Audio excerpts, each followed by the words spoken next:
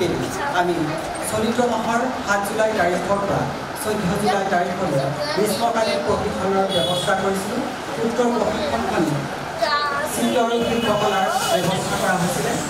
ছাত্ৰ-ছাত্ৰীৰ লগতে বহুকেইগৰাকী ছাত্ৰ-ছাত্ৰী অংশগ্ৰহণ কৰিছিলে আৰু তেওঁলোকৰ নিজ হাতেৰে নিৰ্মিত কিছু বস্তু আজি উন্মোচন কৰিবলৈ আমি বিচাৰিছোঁ।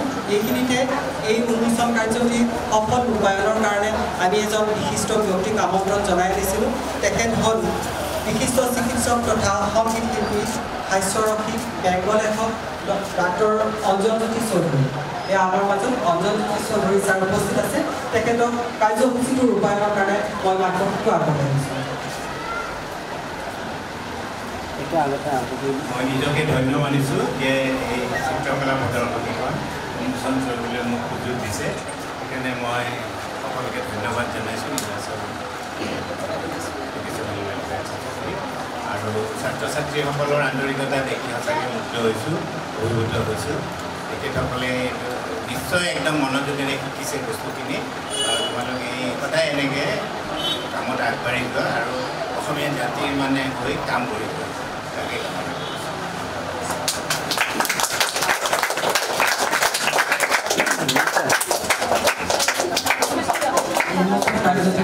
বিশেষভাৱে সহায় কৰিছিল গ্ৰীষ্মকালীন প্ৰশিক্ষণৰ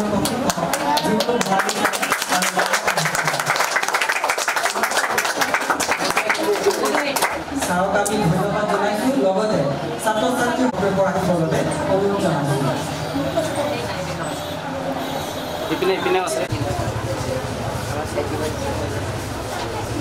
তেওঁলোকে নিজে নিজে আইডিয়াটো দি দিছোঁ। বহুত ভাল ভাল কাম কৰিব পাৰিব আৰু তেওঁলোকে আইডিয়াটো পাই গ'ল। গতিকে নিজে এতিয়া বনাব লাগিব ঘৰত। গতিকে আৰু আঁকিছেও ভাল। আৰু ভূপেন্দাৰ ছবি দুখনো দেখিলোঁ, সুধাকণ্ঠ ভূপেন হাজৰিকাদেৱৰ। গতিকে সঁচাকৈ মন ভৰি গ'ল। তোমালোকে সদায় এই বাটত আগুৱাই যোৱা আৰু জাতিটোক সমৃদ্ধ কৰিব লাগিব দেই। সকলোৱে আঁকি একদম ধুনীয়াকৈ যি শিকা সেইটো আচলতে একদম নিখুঁতভাৱে শিকিব লাগে। গতিকে আমি আশাবাদী তোমালোকক লৈ। তোমালোকে অসমৰ নাম উজ্বলাব লাগিব বিশ্বত, অকল ভাৰততে নহয় গোটেই বিশ্বতে। গতিকে এইখিনি কৈয়ে ডক্টৰ ভূপেন হাজৰিকাৰ শতবৰ্ষৰ লগত সংগতি ৰাখি তেখেতৰ গীতৰ ওপৰত আৰু শব্দৰ উচ্চাৰণ তথা গায়ন শৈলী লগতে চিত্ৰ আৰু শিল্পকলাৰ ওপৰত চলিত মাহৰ 7 জুলাই তাৰিখৰ পৰা 14 জুলাই তাৰিখলৈ গ্ৰীষ্মকালীন প্ৰশিক্ষণৰ ব্যৱস্থা কৰা হয়। উক্ত গ্ৰীষ্মকালীন প্ৰশিক্ষণখনে এইবেলি ৫৫ বাৰ্ষিক প্ৰশিক্ষণৰ লাভ কৰিছে। আজিৰ এই বৰ্ণাঢ্য সাংস্কৃতিক অনুষ্ঠান স্মৃতিৰ পটত সুধা কণ্ঠৰ সাংস্কৃতিক অনুষ্ঠানটিলৈ মই গণেশ বৰুৱাই সকলোকে স্বাগতম জনাইছোঁ। আদৰণি জনাইছোঁ এই গ্ৰীষ্মকালীন প্ৰশিক্ষণত অংশগ্ৰহণ কৰা মৰমৰ ছাত্ৰ ছাত্ৰীসকলক। শ্ৰদ্ধা নিবেদিছোঁ অভিভাৱক মণ্ডলীক। শ্ৰদ্ধা নিবেদিছোঁ আজিৰ এই প্ৰেক্ষাগৃহত উপস্থিত থকা আমন্ত্ৰিত অতিথিবৃন্দ আৰু শ্ৰোতা দৰ্শক মণ্ডলী। আজিৰ এই অনুষ্ঠানটি অৰ্থাৎ সামৰণি অনুষ্ঠানটি সফল পৰিসমাপ্তি ঘটিবৰ বাবে আমি পৰম পিতা পৰমেশ্বৰৰ ওচৰত এগছি বন্তি প্ৰজ্বলন কৰিব বিচাৰিছোঁ। এই বন্তি প্ৰজ্বলন কাৰ্যসূচীটো ৰূপায়ণ কৰিব নীলাচল এডুকেশ্যনেল ৱেলফেয়াৰ ছ'চাইটি চমুকৈ নিউজৰ সম্পাদক ৰাজীৱ কলিতা ছাৰ। তেখেত অকল নিউজৰ সম্পাদকেই নহয়, নীলাচল জাতীয় বিদ্যালয়ৰ অধ্যক্ষ। লগত সহযোগ কৰিব যুগব্ৰতা বাইদেউ, গোপাল জালান ছাৰ, জ্যোতিকা কলিতা বাইদেউ। তেখেতক মই উদ্যোক্তাসকলক আদৰি আনিবলৈ বিশেষভাৱে অনুৰোধ জনাইছোঁ। লগে লগে এই কাৰ্যসূচীটোৰ লগত সংলগ্ন ৰাখি আমি এটি সৰস্বতী বন্দনাৰ আয়োজন কৰিছিলোঁ।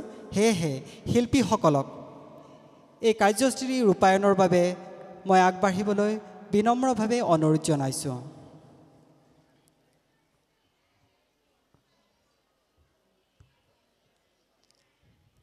আমাৰ মঞ্চত বন্তি প্ৰজ্বলন কাৰ্যসূচী অনুষ্ঠিত হৈছে। আই মাতৃসকল আছে। এটি দীঘলীয়া উৰুলি দিবলৈ মই আহ্বান জনাইছোঁ তেখেতসকলক, যিহেতু এয়া শুভাৰম্ভণি অনুষ্ঠান।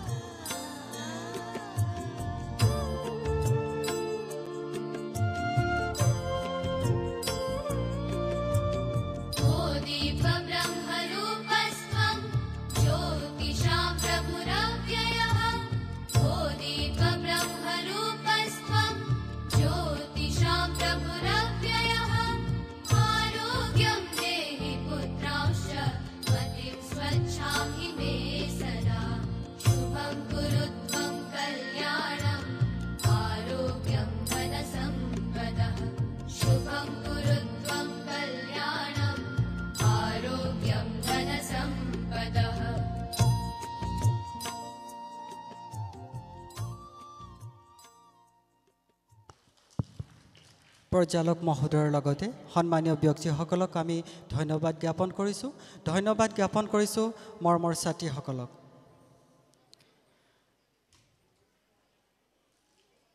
সন্মানীয় সদন, আজিৰ এই অনুষ্ঠানটিৰ উদ্বোধন কৰিবৰ কাৰণে আমি বিশেষভাৱে এজন ব্যক্তিক আমন্ত্ৰণ জনাই আনিছিলোঁ। তেখেত আহি সময়মতে আমাৰ মাজত উপস্থিত হৈছেহি। তেখেত হ'ল বিশিষ্ট সংগীত শিল্পী সূৰ্য গোস্বামী ছাৰ। তেখেতক মঞ্চলৈ আদৰি আনিবলৈ মই উদ্যোক্তাসকলক অনুৰোধ জনাইছোঁ। মঞ্চলৈ জ্যোতিকা কলিতা বাইদেউ।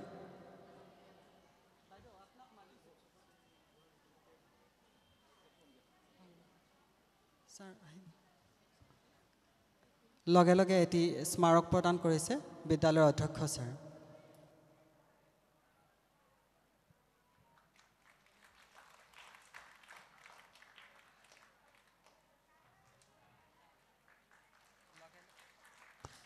লগে লগে তেখেতৰ কাৰ্যসূচী ৰূপায়ণৰ বাবে মই মাইক্ৰফোনটো আগবঢ়াই দিছোঁ।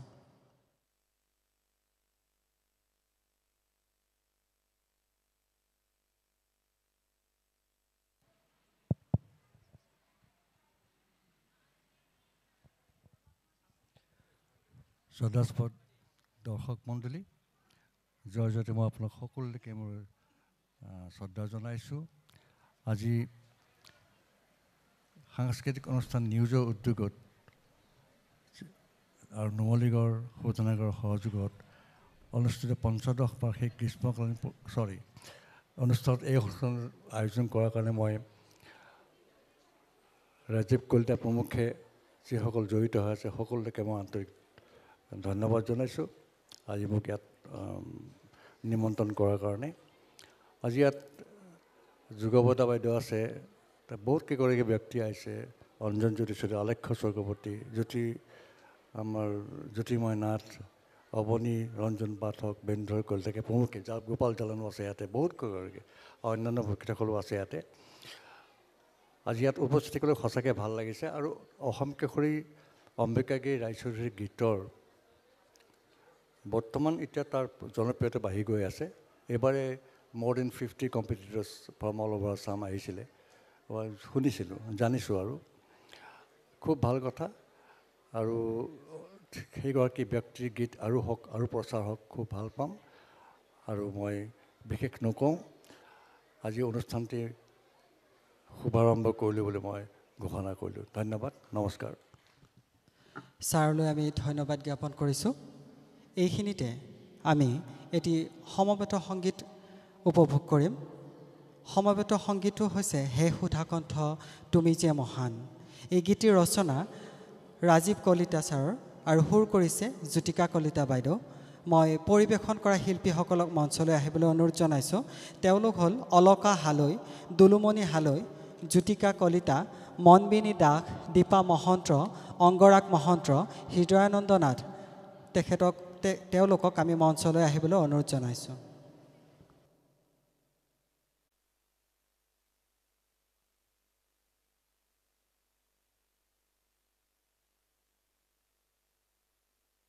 ভকেশ্যনেল ৱেলফেয়াৰ ছ'চাইটি চমুকৈ নিউজৰ উদ্যোগত নীলাচল বিদ্যালয়ত অনুষ্ঠিত কৰি অহা হৈছে গ্ৰীষ্মকালীন প্ৰশিক্ষণৰ।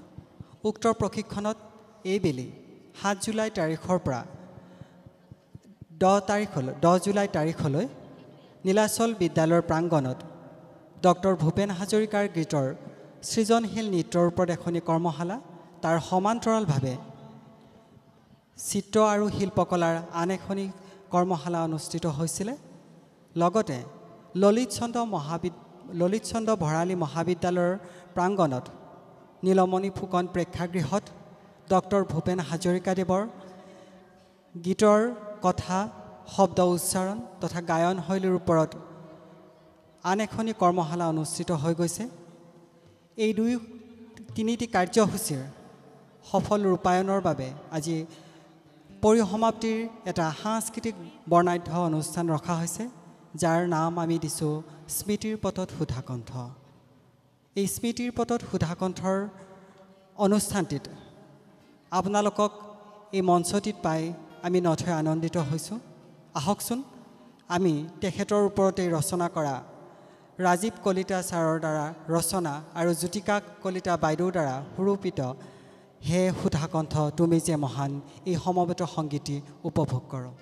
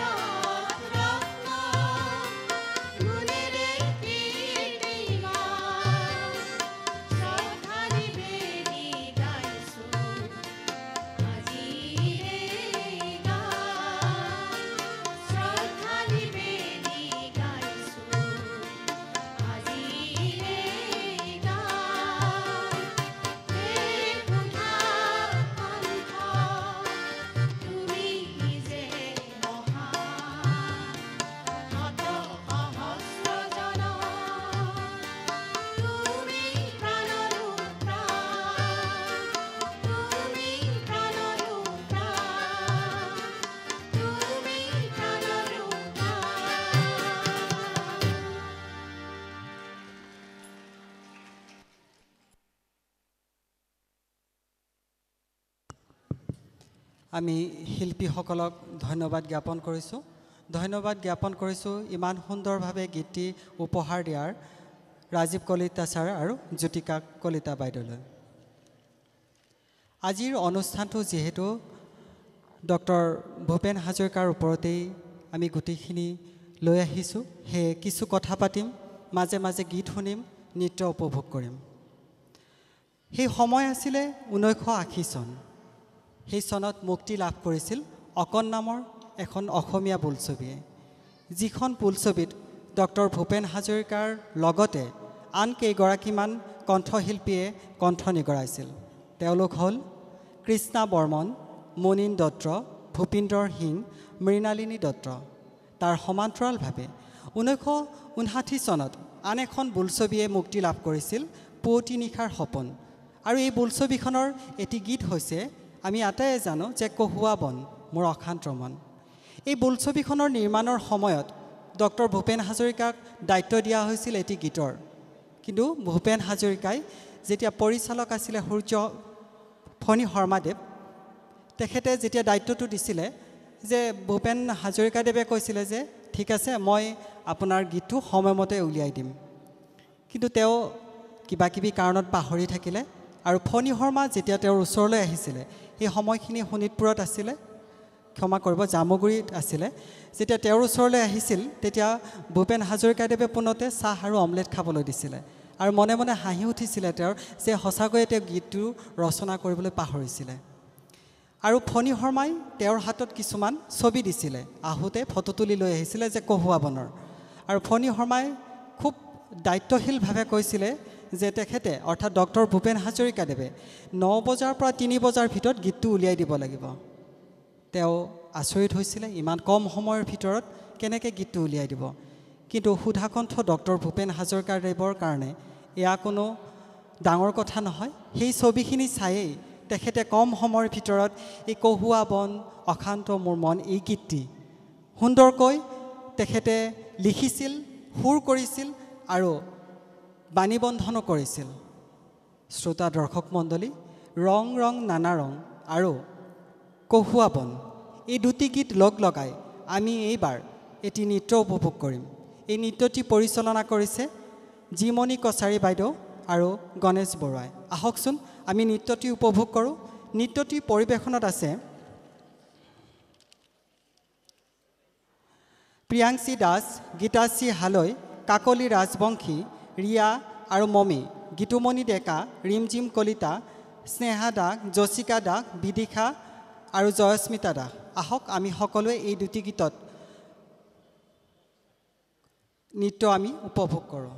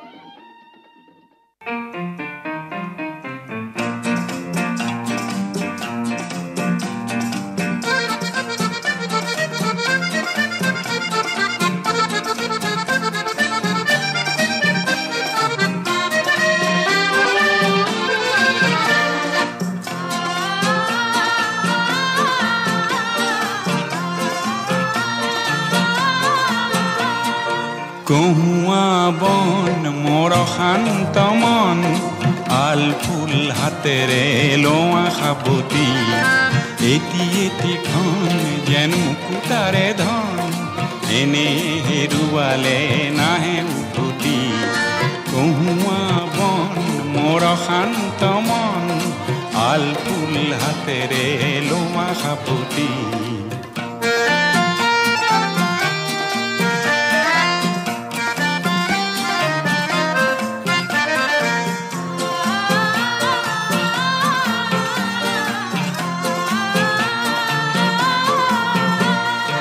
নীলা আকাশৰ একোটি তৰা হঠাতে খহি খাবতে ধৰা গীতমিত এন্ধাৰৰে নিমাত ৰাতি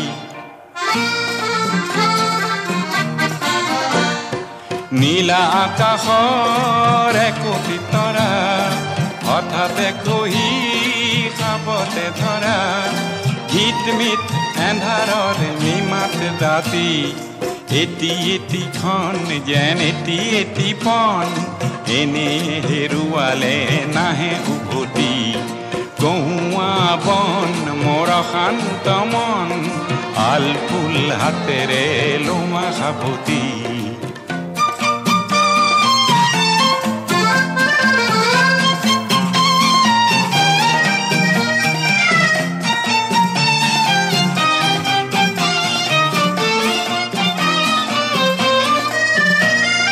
পুৱতি নিশাৰ সপোন দেখি দেখিও নেদেখিলো সেইখনটি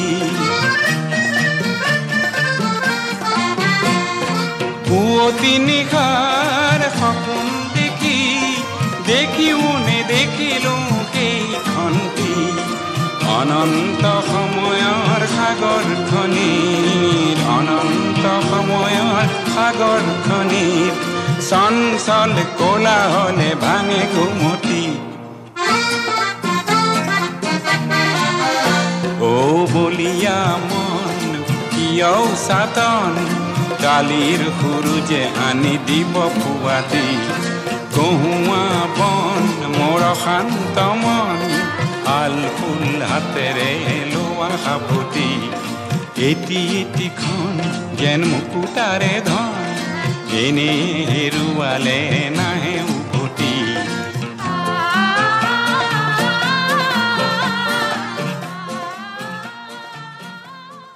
নৃত্যশিল্পীসকললৈ আমি ধন্যবাদ জ্ঞাপন কৰিছোঁ। এইবাৰ আমি গীতৰ মাজলৈ আহিছোঁ।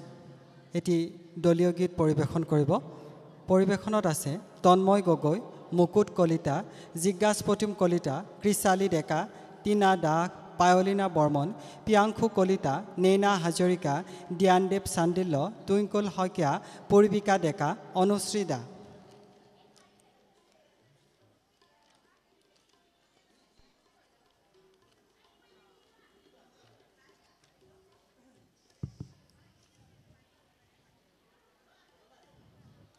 শদিয়াৰ পৰা ধুবুৰীলৈকে অসমৰ ইমূৰৰ পৰা সিমূৰলৈ চালে চকুৰোৱা প্ৰাকৃতিক সৌন্দৰ্য, ঐতিহাসিক সমল তথা জৈৱ বৈচিত্ৰ্যৰে ভৰপূৰ আমাৰ অসম ভূমি।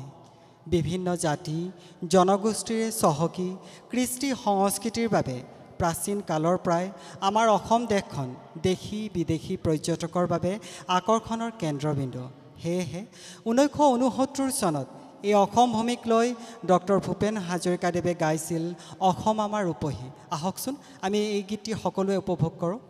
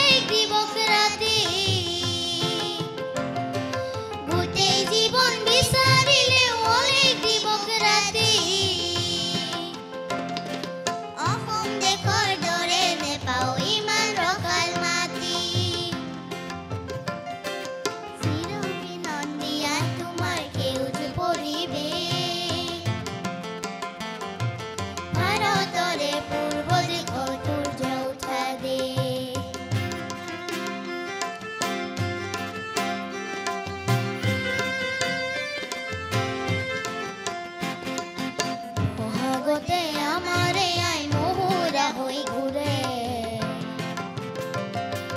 বহাগতে আমাৰে আই মহুৰা হৈ ঘূৰে মাঘত সোণৰ হাতেৰে লখিমী আদৰে শৰত নিশাই তৰাৰে সজাই আইৰেকে শৰত নিশাই তৰাৰে সজাই আইৰেকে ভাৰতৰে পূৰ্ব দিশত সূৰ্য উঠা দে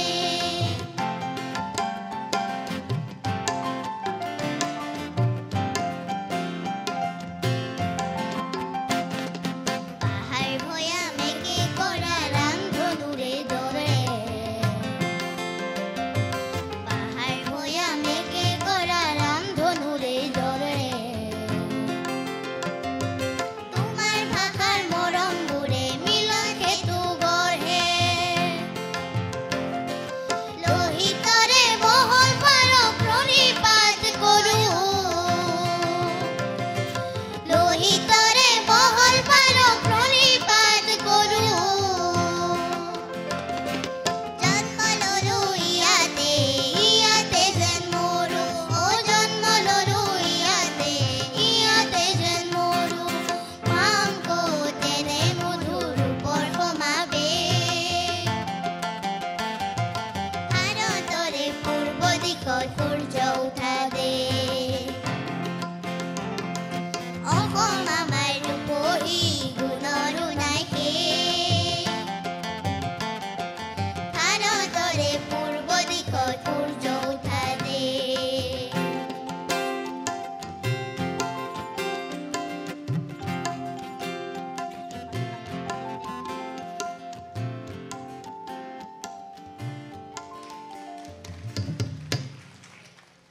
শিল্পীসকলক আমি ধন্যবাদ জ্ঞাপন কৰিছোঁ ইমান সুন্দৰকৈ তেওঁলোকে গীত পৰিৱেশন কৰিলে এইখিনিতে আৰু এটি গীত আমি শুনিম গীতটি পৰিৱেশন কৰিব মুনমী দেৱী মনৰ বেথাক লৈ লিখা এটি গজলনো কেনেকুৱা হয় তাৰ ওপৰতে এই গীতটি পৰিৱেশন কৰিব মুনমী দেৱীক আমি গীত পৰিৱেশনৰ বাবে আহিবলৈ অনুৰোধ জনাইছোঁ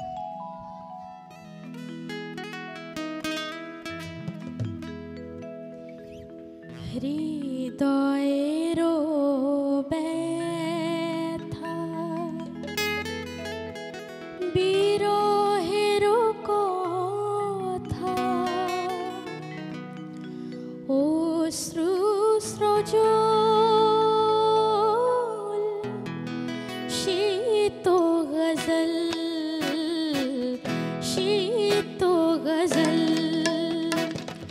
হৃদয়েরো ব্যথা বিরহেরো কথা অশ্রু স্রজল শীত গজল শীত গজল শীত গজল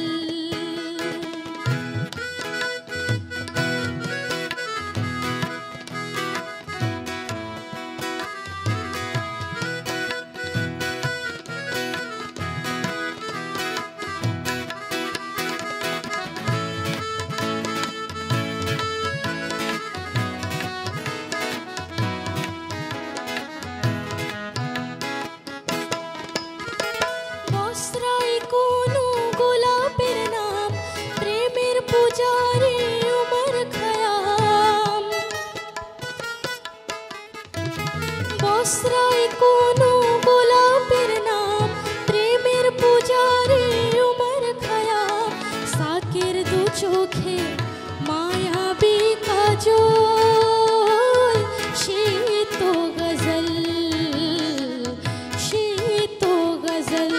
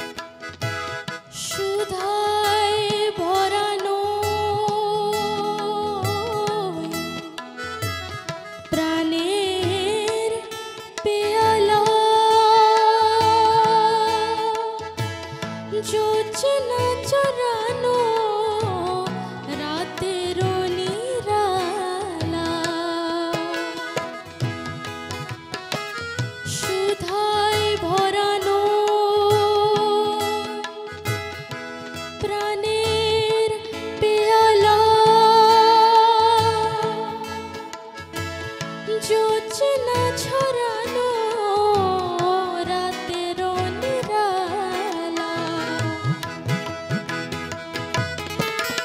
অষ্ট আকাশে গধূলির রং নীরব নয়নে কিছু আলাপন অষ্ট আকাশে গধূলির রং নীরব নয়নে কিছু আলাপন বাতাসে দোলানো প্রিয়ারো আছো সে তো গজল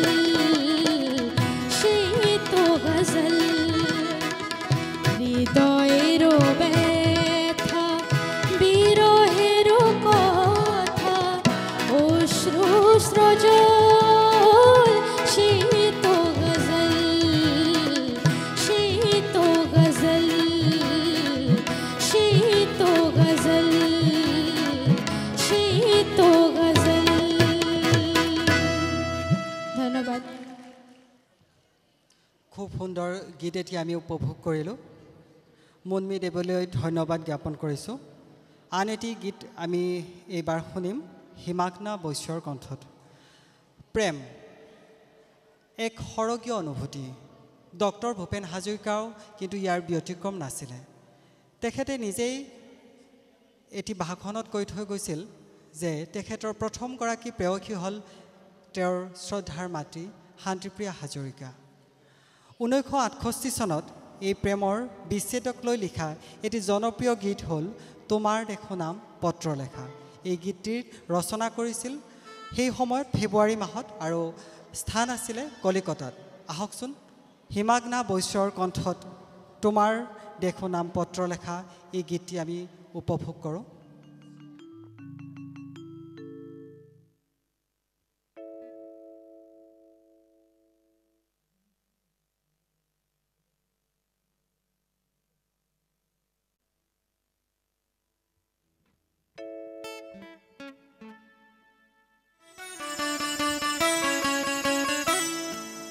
তোমাৰ দেখো নাম পত্ৰ লেখা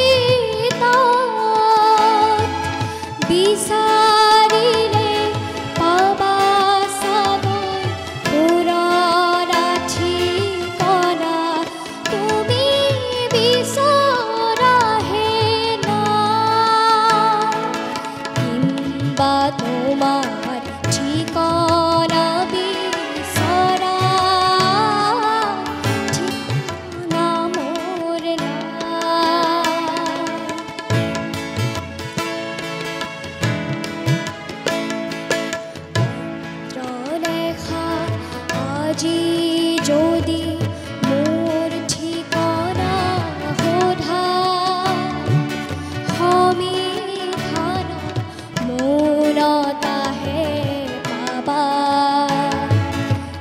কাৰণ মই এক জিৰণিবিহীন নিদৈন হলো জীৱন সাহাৰা ঠিকনা মোৰ নাই তোমার দেখো নাম পত্র লেখা পত্র তুমি নিলিখা হলা হয়তো মোর পুরানা ঠিকনা তোমার মনত নাই ধন্যবাদ হিমাগ্না বৈশ্যক আমি ধন্যবাদ জ্ঞাপন কৰিছোঁ এইখিনিতে আমি সৃজনশীল নৃত্য এটি উপভোগ কৰিম আকৌ আমি কিছু কথাৰ মাজলৈ আহিছোঁ লুইতৰ পাৰৰ অসংখ্য জনগণৰ দুখ দুৰ্দশা আৰু বুঢ়া লুইতৰ নিলিপ্ততাৰ কথা কৈ ভূপেন হাজৰিকাদেৱে কালজয়ী গীত কিছু লিখি থৈ গৈছে তেনে এটি গীত হ'ল বিস্তীৰ্ণ পাৰৰে অসংখ্য জনৰে তেওঁ পাশ্চাত্যৰ গায়ক পল ৰবচনৰ ওল্ড মেন ৰিভাৰ গীতৰ দ্বাৰা অনুপ্ৰাণিত হৈ এই গীতটি ৰচনা কৰিছিল সময় আছিলে 1956 চন নিৰ্মাণ কৰিছিল এৰাবাটৰ সুৰ বোলছবি এই বোলছবিখনত তেখেতে সাগৰ সংগমত গীতটি তেখেতৰ পত্নী প্ৰিয়ম্বদা পেটেলেও নৃত্য কৰিছিলে 1994 চনৰ নিৰ্মাণ কৰা অন্য এখন ছবি হ'ল অশান্ত প্ৰহৰ এই বোলছবিখনতে তেওঁ গাইছিল স্নেহে আমাৰ শতশ্ৰাৱণৰ তেওঁ প্ৰেমৰ শাওণ মাহৰ ধাৰাসাৰ বৰষুণৰ লগত তুলনা কৰি নতুনত্ব কঢ়িয়াই অনাৰ কথাও এই গীতটিৰ মাজেৰে প্ৰকাশ কৰিছিল 2000 চনৰ 1 ডিচেম্বৰত মুক্তি লাভ কৰিছিল অন্য এখন বোলছবি গজগামিনী যিখন ছবিৰ পৰিচালক MF হুছেইন আৰু সংগীত পৰিচালনা কৰিছিল সুধাকণ্ঠ ডক্টৰ ভূপেন হাজৰিকাদেৱে এই কথাখিনি যে মই আপোনাৰ সবৰ আগত পৰিৱেশন কৰিছোঁ আসলতে বিস্তীৰ্ণ পাৰৰে সাগৰ সংগ্ৰমত স্নেহে আমাৰ শতশ্ৰাৱণত আৰু গজগামিনী এই চাৰোটি গীত লৈ এটি নৃত্য পৰিৱেশন কৰিব এই নৃত্যটিত অংশগ্ৰহণ কৰিছে বৰষা বৰা অৰ্চিতা কণ্ডিল্য বাগ্মিতা দাস তনুশ্ৰী নাথ এনিশা বণিক্য দৰ্শিতা বণিক্য নৃত্যটি নিৰ্দেশনা কৰিছে জিমণি কছাৰী আৰু গণেশ বৰুৱাই আহকচোন আমি সকলোৱে উপভোগ কৰোঁ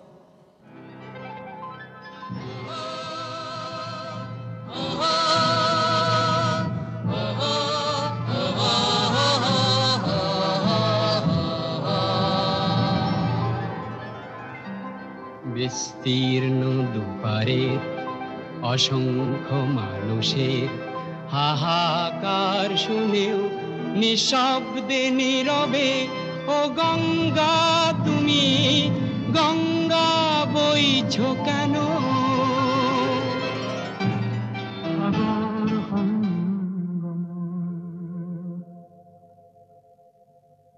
কত না হাতুরিল তথাপি তো হওয়া নাই ক্লান্ত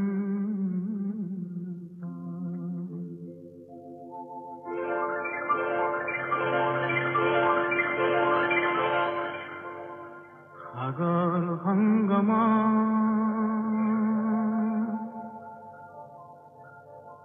সাগর সংগম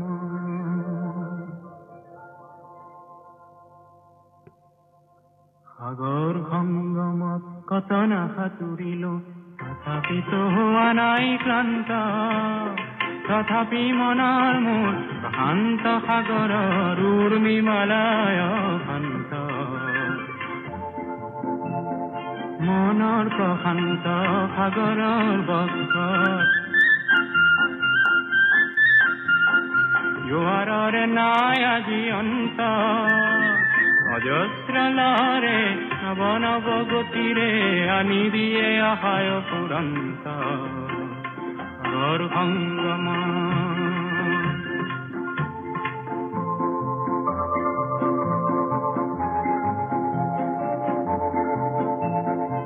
অশান্ত পাৰৰে মহা মহা জীৱনৰ শান্তি আজি আক্ৰান্ত নৱ নৱ সৃষ্টি দৈত্য দানৱে কৰে নিষ্ঠুৰ আঘাত বিশ্ৰান্ত কেহে মনৰ মোৰ শান্ত সাগৰৰ উৰ্মি মলয় শান্ত সাগৰ সংগম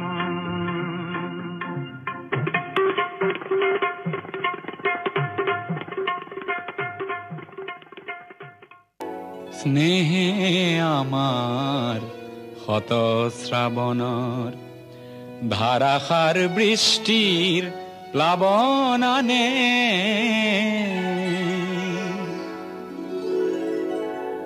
যৌৱন বাসনাৰ ৰিক্ত উপকূল পূৰ্ণ কৰে উন্মত্ত বাণে স্নেহে আমাৰ শত শ্ৰাৱণৰ ধাৰাসাৰ বৃষ্টিৰ প্লাৱনানে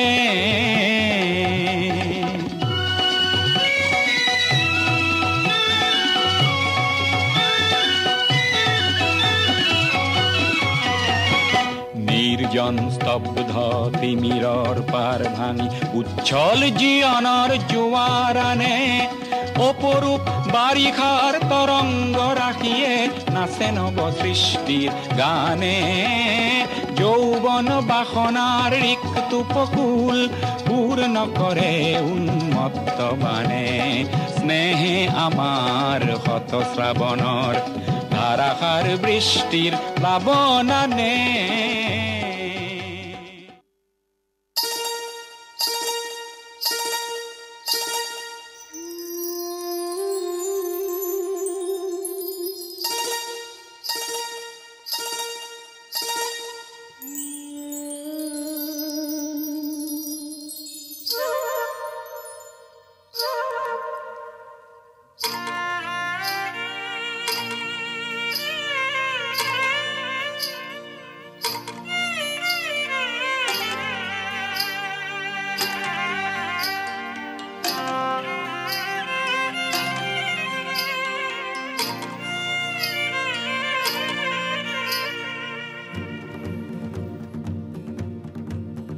गजगामिनी प्रिया प्रिया तू है मन मोहिनी चंचल सी कोमल सी तू ही तो है गगन तू ही है धरती तू ही तो है गगन तू ही है धरती अंग अंग तेरे समाई सृष्टि अंग अंग तेरे समाई सृष्टि तू ही भोर तू ही यामिनी गजगामिनी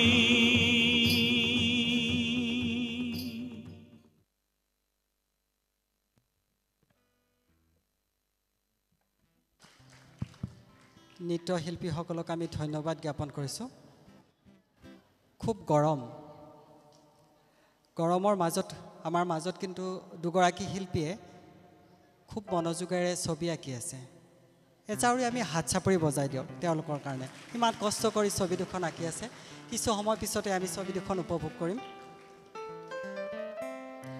সময় আছিলে 1964 চন সেই সময়খিনিত সুধাকণ্ঠ ডক্টৰ ভূপেন হাজৰিকাদেৱে শিৱসাগৰলৈ গীত গাবলৈ নিমন্ত্ৰণ পাইছিলে তাত গৈ মিচিং কেবাঙত যেতিয়া উপস্থিত হৈছিলে ডক্টৰ ভূপেন হাজৰিকাদেৱে মিচিংসকলৰ বিহু অৰ্থাৎ গুমৰাগ দেখিছিল এই গুমৰাগৰ তালে তালে তেওঁ নাচিছিল ৰিবি গাছেং মিবু গালুক দেখি সঁচাকৈ অভিভূত হৈছিল তেওঁলোকে ঘৰতে নিৰ্মাণ কৰা সাজ দেখি আপং দেখি আৰু সেইখিনি সময়তে তেওঁ মনে প্ৰাণে ভাবি চিন্তা কৰি গাইছিল ও মিচিং ডেকাতি আহকচোন এইবাৰ শ্ৰুতি মাধুৰ্যৰ কণ্ঠত এই গীতটি আমি উপভোগ কৰোঁ হেল্ল' হেল্ল'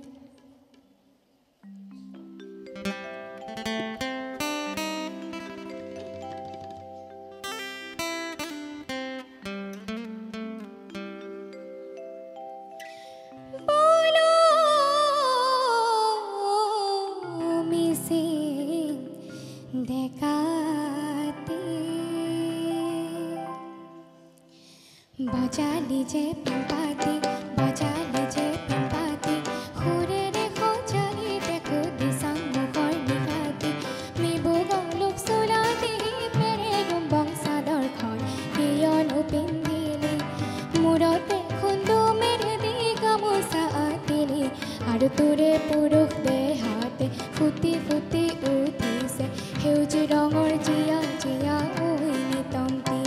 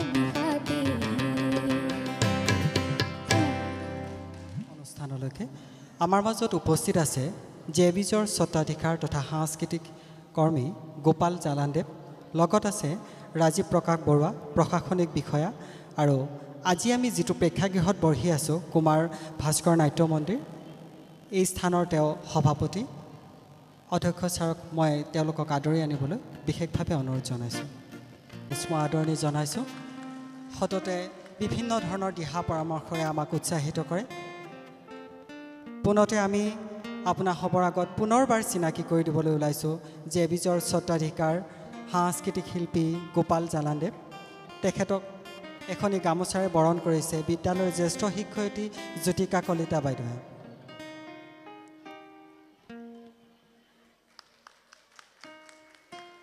এটি স্মাৰক প্ৰদান কৰিছে ৰাজীৱ কলিতা ছাৰে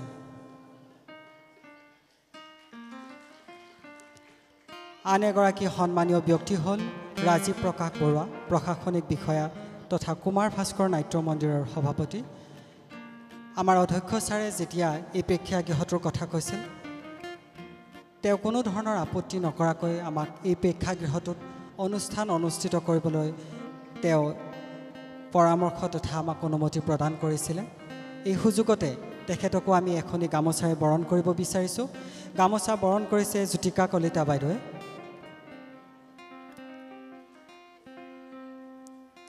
আৰু এটি স্মাৰক প্ৰদান কৰিছে ৰাজীৱ কলিতা ছাৰে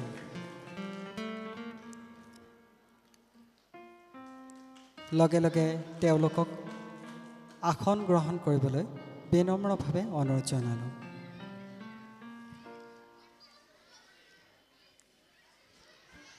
বহু সময় কথা পাতিলোঁ কিন্তু মোৰ কথাই হয়তো আপোনালোকক কামুৱাইছে মই ইমান কথা ক'ব পৰা ব্যক্তি নহয় ইমান জ্ঞানীও নহয়, তথাপি শিকি আছোঁ, চেষ্টা কৰিছোঁ। আমাৰ মাজত এনে কিছুমান ব্যক্তি আছে যি ব্যক্তিয়ে কথা ক'লেই শুনি ভাল লাগে, কেতিয়াও শেষ হৈ নোযোৱালৈকে আমাৰ কথাখিনি খুব মনোযোগেৰে শুনি ভাল লাগে। তেনে এগৰাকী ব্যক্তি আমাৰ মাজত আছে। ইতিমধ্যে আমাৰ চিত্ৰ আৰু শিল্পকলাৰ প্ৰদৰ্শনী তেখেতে উন্মোচন কৰিছে। তেখেত হ'ল বিশিষ্ট চিকিৎসক তথা সংগীত শিল্পী ডাক্তৰ অঞ্জনজ্যোতি চৌধুৰী। তেখেতক মঞ্চলৈ আদৰি আনিবলৈ আমি বিনম্ৰভাৱে অনুৰোধ জনাইছোঁ।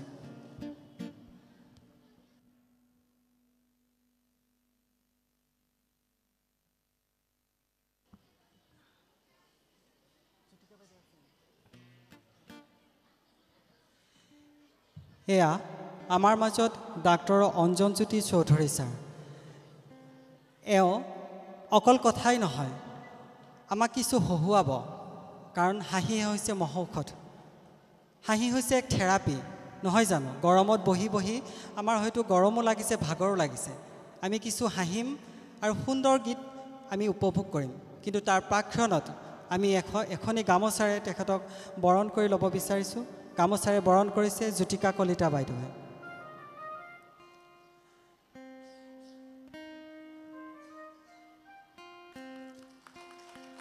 আৰু এটি স্মাৰক প্ৰদান কৰিছে ৰাজীৱ কলিতা ছাৰে।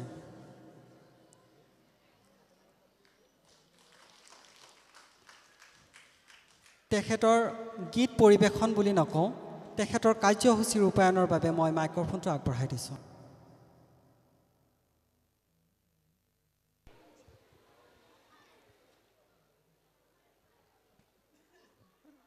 আজিৰ এই সভাত উপস্থিত সকলোকে মই সেৱা আৰু সৰুসকলক মৰম যাচিছোঁ।